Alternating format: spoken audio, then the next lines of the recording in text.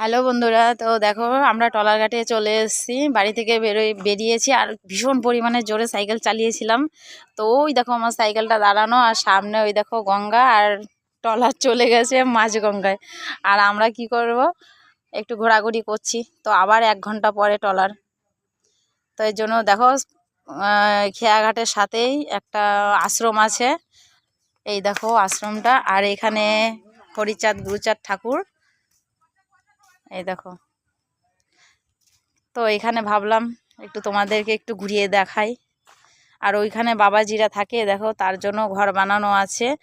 আর অনেক গাছপালা, ফুল গাছ, সুন্দর সুন্দর ফুলও লাগানো আছে। দেখো জাস্ট এই ফুলটাই দেখো, বা খুব সুন্দর লাগছে। আর সাইডেও জমি আছে, জমিতেও অনেক কিছু লাগানো হয়েছে। এই দেখো, আর সামনেই গঙ্গা। আর ওপারে যাব আমরা কেনাকাটি করতে। তো টাটা।